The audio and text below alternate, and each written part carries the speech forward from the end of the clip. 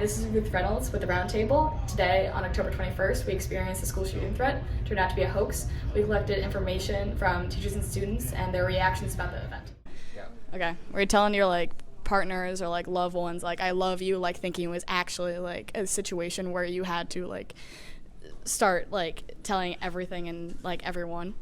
Not really. I was talking to I did let my parents know, but my uncles are first responders, so they filled me in on what's going on, so I knew that it was okay. Like I said, I didn't know, so I didn't. But if I did know, I probably wouldn't. Thank you very much. Alrighty. Today's incident where there was a school shooting threat, what was the atmosphere of your class, if you had a class during that time or if you didn't? Okay, so we still had kids coming into the classroom, so there were still students in the hallway.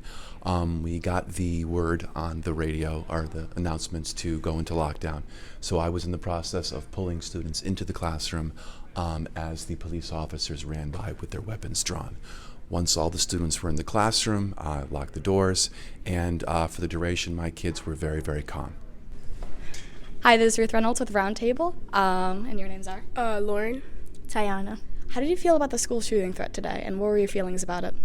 Well, I was kind of a little bit worried. I thought it was real, so me and my friend, we were in this classroom, so we were like, is this a real shooting, or should we call our parents? Because my friend's mom was really worried, and she kept on calling her. What about you?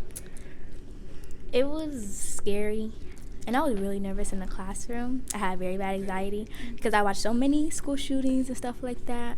So I was thinking to myself I'm actually in one, and stuff like that. And my mom was very worried, really worried. Yeah. Were you texting both of your parents at the time, saying I love you very much and all of that kind of stuff? Yeah. I understand that. What did you think it was at first? The lockdown, did you think it was a drill, or did you think it was like an actual shooting? A drill. Until my friend saw on Snapchat that they posted cops were here and everything. So yeah. What about you? I knew it was real, but when the teachers, no offense, when they were lockdown, the way the teacher yelled the lockdown, I started laughing because I thought it was fake, but it was actually real because I saw the cops with their guns out and everything. Yeah. So I got scared and I started texting my mom.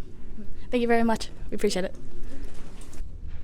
The longer it went on, the more speculating we did about, what is this? And then I started to contact my own family and say, I don't know what's going on, but anyway. So that's kind of the mood in the classroom. Everyone was quiet and, not making any noise. Everyone did really well in terms of what we were supposed to do. As a teacher, it's your job to protect your students. In the situation, if there was an actual school shooter present in the school, were you ready to protect your students? What was the atmosphere of your class during the time the school shooting threat was present? At first, everyone thought it was a drill, so everyone just kind of continued doing what they were doing. I was in study hall, so but then after maybe 10 minutes, one of the teachers from the other classroom actually told us turn the lights off and get on the ground. And so I think that's kind of when everyone was oh my gosh, it's actually a real threat. So it definitely became more terrifying and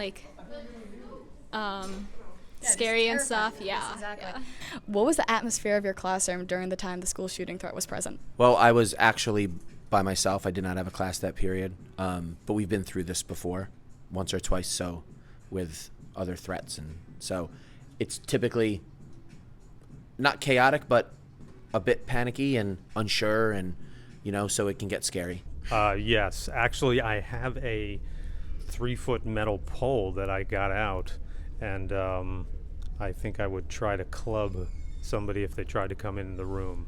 But yeah, that's a whole weird thing that I guess I'd try my best. So I was in Miss Laughlin's study hall class, which was on the 5th floor, kind of in the back, where there's no windows and stuff in that hallway. And so there's a door that connects to an office, and the teacher that was in that office actually came in after maybe 10 minutes and told us to turn the lights off and get down on the ground.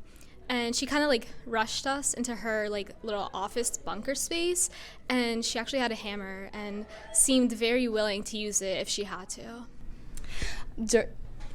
in an incident where there is a school shooting, most teachers decide that they want to protect themselves and their students. If there was a situation where there was a school shooting at Stamford High School, how would you plan your method of defense? And like, if there was a school shooter coming into the classroom?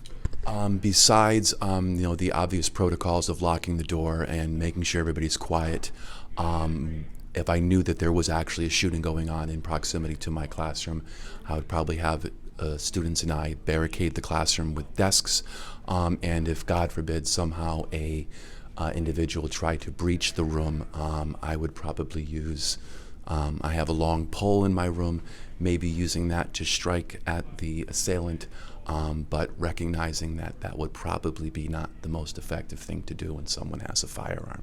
So I would probably hope I would react, in defense of my students, but in those flight or fight situations, I'm not exactly sure how I would.